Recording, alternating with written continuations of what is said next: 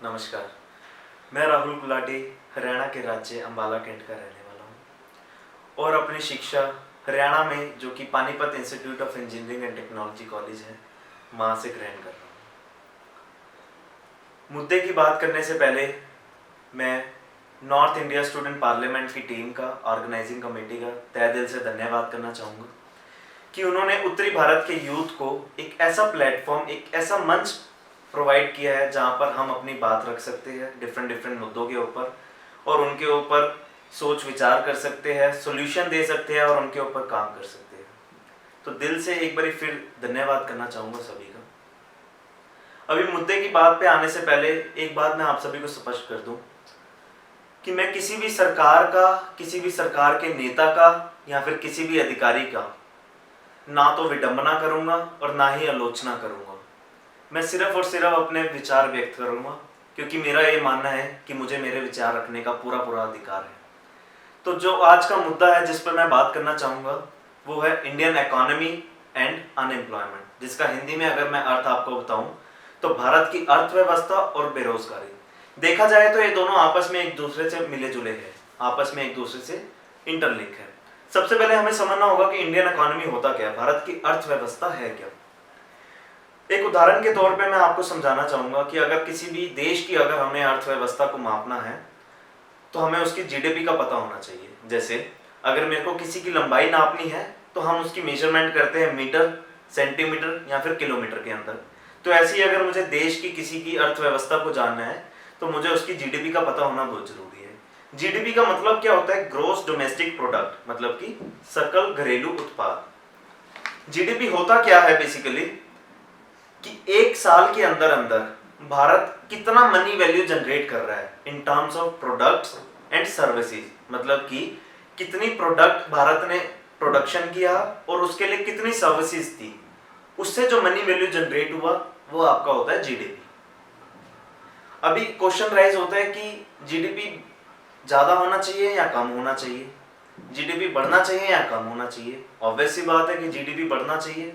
GDP बढ़ेगा तो production होएगी, प्रोडक्शन होएगी तो कंजप्शन होएगी, कंजप्शन होएगी तो सर्विसेज बढ़ेगी, सर्विसेज बढ़ेगी तो वेजेस बढ़ेगी और वेजेस बढ़ेगी तो एम्प्लॉयमेंट बढ़ेगी। लेकिन अभी क्वेश्चन राइज होता है कि एम्प्लॉयमेंट है क्या, रोजगार है क्या। तो रोजगार एक वो व्यवसाय है जहां पे हम अपना जीवन व्यतीत कर सकते हैं अच्छी तरह in terms of financially, socially and mentally. उसके बाद हमारे पास क्वेश्चन आता है कि हमें रोजगार चाहिए क्यों, जिसके लिए हमें अपने पास्ट में जाके इसकी जड़ तक पहुंचना पड़ेगा, हमें अपनी हिस्ट्री में जाना पड़ेगा। तो 15वीं शताब्दी में एक महान कवि हुआ करते थे जिन्होंने एक वाक्य दिया जो कि कुछ ऐसे था, उत्तम खेती मध्यम बान, उत्तम खेती मध्यम बान, निकृष्ट चाकरी भीख निदान। मतलब जिसमें वो ये समझाना चाह रहे हैं कि उत्तम खेती मतलब खेती उस टाइम में एक ऐसा व्यवसाय था जहां पे आप अपना जीवन अच्छी तरह से व्यतीत कर सकते थे। लेकिन जिसके पास ना तो जमीन थी और ना ही खेती के लिए रिसोर्सेज थे, तो उन्होंने ऑप्शन दिया कि मध्यम बान, बान का मतलब बिजनेस, वो अपना कोई भी व्यवसाय शुरू कर सकता है। लेकिन जिसके पास दोनों ही चीजें नहीं थी, ना ही खेती थी ना ही बान था, वो क्या कर सकता है? निकृष्ट चाकरी, मतलब कि नौकरी, जिसमें उन्होंने नौकरी की तुलना भीख मांगने से की है। तो आप अंदाजा लगा सकते हैं 15वीं शताब्दी में ना तो करप्शन हुआ करती थी और ना ही करप्ट पीपल हुआ करते थे। लेकिन जैसे जैसे अंग्रेज भारत पर राज करना शुरू किया, अंग्रेज आए भारत में, तो उन्होंने क्या किया कि हमारे लोगों की मानसिक संतुलन बिगाड़ दिया और हमारे एजुकेशन सिस्टम को इस प्रकार कर दिया कि हर कोई नौकरी मांगने लगा।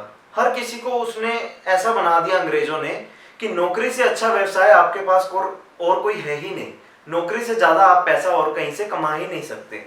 क्योंकि उन्हें भी पता था कि कुछ चंद अंग्रेज इस पूरे भारत पर राज नहीं कर सकते, इसलिए उन्होंने नौकरों का साथ चाहा और जिसके लिए उन्होंने नौकरी करवाना चाहा।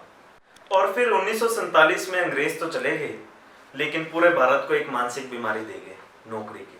और फिर नौकरी करने वाला पूरा भारत पर राज करने लगा, जिसमें सरकार ने भी बढ़ चढ़ कर सहयोग दिया और एक हम लोगों के लिए भीख का टुकड़ा फेंका जिसका नाम था सब्सिडी।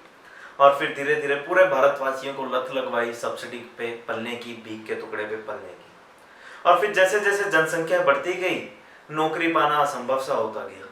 और फिर जिसके अंदर आखिरी कील ठोकी हमारे मंडल आयोग ने आरक्षण की, जिसके बाद सरकारी नौकरी मिलना तो असंभव सा हो गया।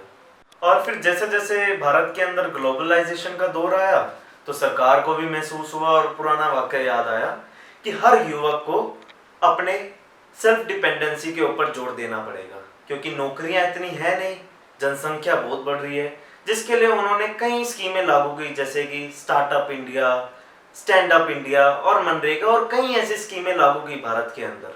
लेकिन यहाँ पे हमें भी अपने आप को, युवा पीढ़ी को भी समझना पड़ेगा कि हम कैसे और कैसे अपने आप का जीवन अच्छी तरह व्यतीत कर सकते हैं। एक तो कृषि सेक्टर के ऊपर ध्यान देके, अपने एग्रीकल्चर को स्ट्रॉन्ग करके, जो कि हमारा पीछे पास्ट में हमारा भारत रहा भी है, और दूसरा सेल्फ डिपेंडेंसी के ऊपर जोर देके कि कैसे हम जहाँ पे भी हमारा युवा का इंटरेस्ट है, हम उस फील्ड में बढ़िया काम करके एक देश के हित के लिए काम करें और पूरी कम्युनिटी को, पूरी सोसाइटी को एक बेहतर कम्युनिटी के निर्माण का एक सपना देख सके। तो लास्ट में सिर्फ इतना ही कहना चाहूँगा कि कमियां हमारे देश के अंदर नहीं है, कमियां हमारे सिस्टम के अंदर नहीं है। जब तक हम अपने आप के अंदर कमी नहीं ढूंढेंगे, हमें कमी नहीं मिलेगी। तो इसलिए self realisation before others realisation is very necessary. So इसी के साथ मैं विराम लूंगा अपनी बातों से और सभी का धन्यवाद करूंगा।